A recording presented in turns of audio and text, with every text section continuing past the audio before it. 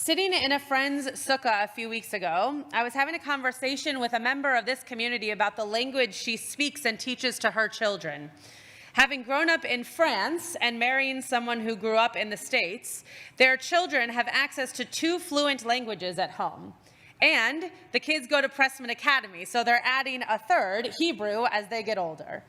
She and I were discussing the wonder of kids and language because, as I understand from my studies in music, if you begin to teach a 2nd or 3rd language as soon as their primary language is introduced, the child will pick it up much more quickly than if they try to learn another language as an adult. Babies and children's brains are remarkable at absorbing information like new language, which includes music as well. As a child myself, our parents were adamant about us learning Hebrew and had an Israeli babysitter who would speak to us in Hebrew, though, of course, we answered in English. To this day, I can fluently understand Hebrew when I hear it, and yet my ability to respond back as quickly and fluently as I understand is not at the same speed or confidence level. All areas of language studies and early childhood education suggest that children learning multiple languages is only a benefit. Children who are bilingual have brains that learn to switch and become more active. They are more flexible at solving problems. They often feel stronger ties with their family, their culture, and community. And eventually, as adults, being bilingual has a higher success rate in the workforce. In this week's Parsha, Parshat Noach, the people become bilingual as a punishment. And perhaps not even bilingual. They just become unable to understand each other's languages because they have their own.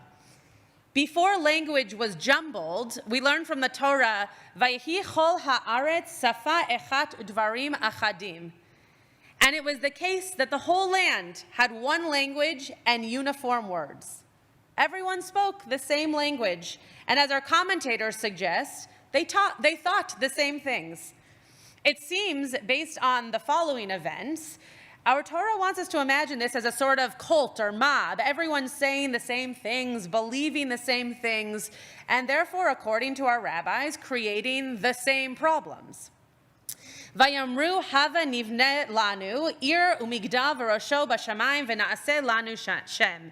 And these people said, "Come, let us build a city and a tower, and its top will be in the heavens, and we will make a name for ourselves. Pen nafutz al panei chol haaretz, lest we be scattered all over the face of the land." Now, when first reading that verse, there does not seem to be anything wrong with their capital campaign and construction. However, according to our commentators, God was worried that this was an uprising and a threat to leadership and power. Vayered Adonai lirot et ha'ir, ve'et hamigdal asher banu b'nei ha'adam. And then God came down to see the city and the tower that the humans had built. Here is where we see that God was threatened by the power of language and unity in thought. God said, "If, as one people with one language for all, this is how they have begun to act, then nothing that they may propose to do will be out of their reach." Hava nirda v'nivla sham saftam asher lo yishmeu ish safat re'ehu.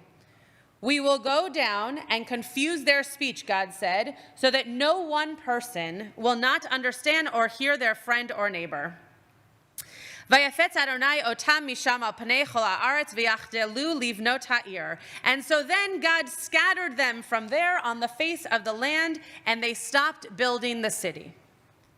I know we've all heard this story of the Tower of Babel before, but whenever I read it and break it down like this, it really frightens me. It's a scary story of what those in power will do if they feel threatened and do not stop to ask questions. I'm not trying to claim that the people were doing something so wonderful and heroic that this was a crime against humanity.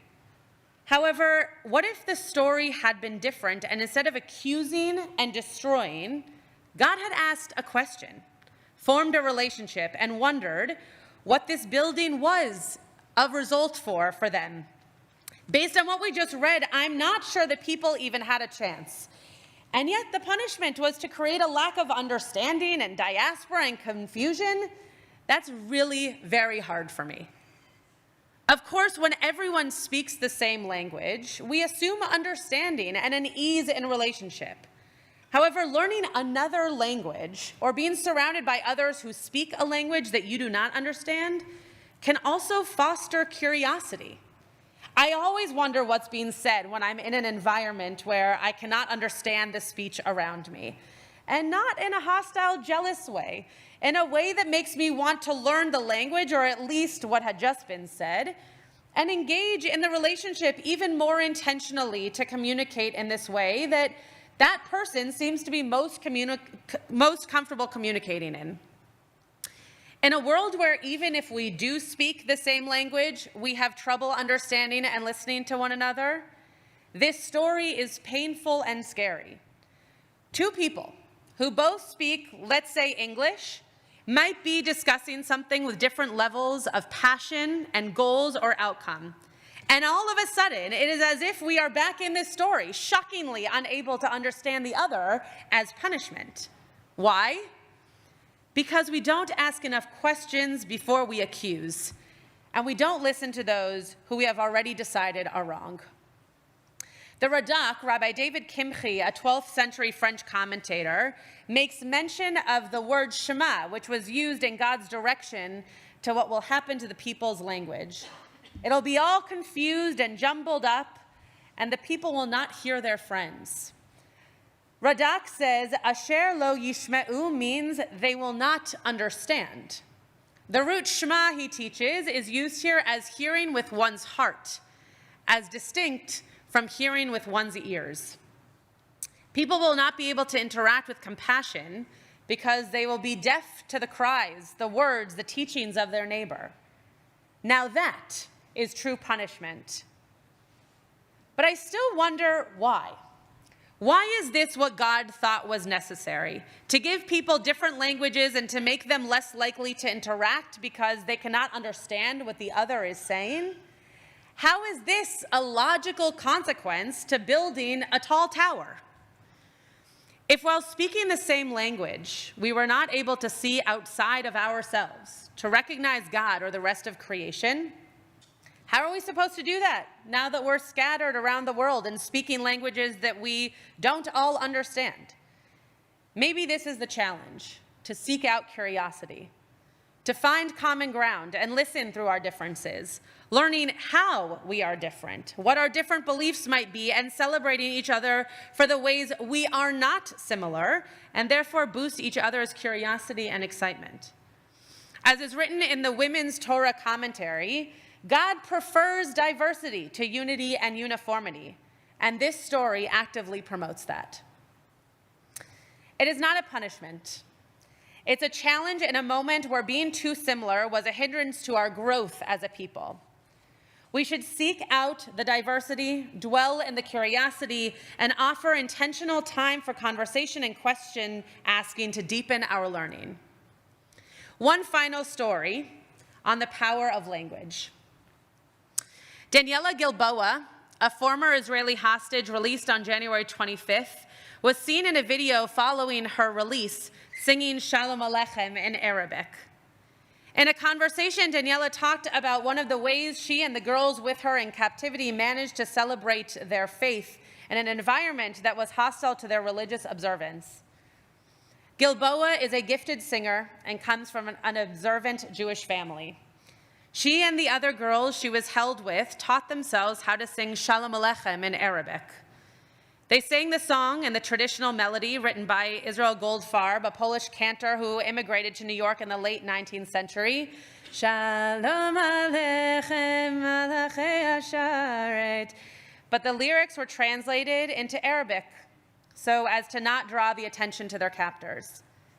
It's moving to think of Daniela finding anchoring and even joy ahead of the holiest Jewish day of the week through all those months in captivity.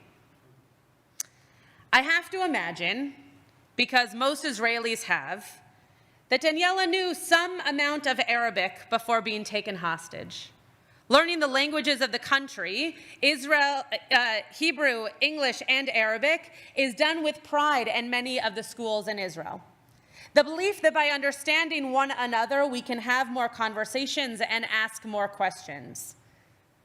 However, I can promise you that Daniela never learned bits of Arabic, imagining that she would be singing Shalom Aleichem in front of her captors as a way of connecting to her religion and holding on to her faith through the language that was spoken in the room by those who were hurting her.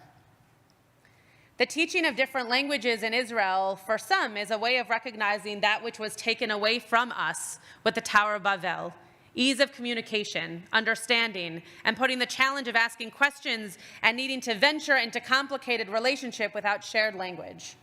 And here, her ability to connect to another language she knew saved her soul and made her seem more relatable to her captors. Every morning we say, Baruch she'amar v'haya ha'olam, blessed be the one who spoke the world into being. Words are taken seriously in our tradition and in our religion and in our world. Words create and words destroy. And Baruch she'amar is recited in Hebrew, not the lingua franca of this community, nor of many others. And yet, it's a language we speak together when we pray, and a language we hear and read and sometimes use when we visit our homeland. We are blessedly bilingual, and we need to build worlds with our words and not destroy them. So teach your children a second language. Seek out ways to understand those who speak a different language than you to better connect with them. Dwell in the realm of curiosity when surrounded by unknown words, cultures, sounds, and images. Find the blessing in this bilingual challenge from God and start asking questions to truly listen. To know and to find those scattered who we once built buildings with and are supposed to know and share life with.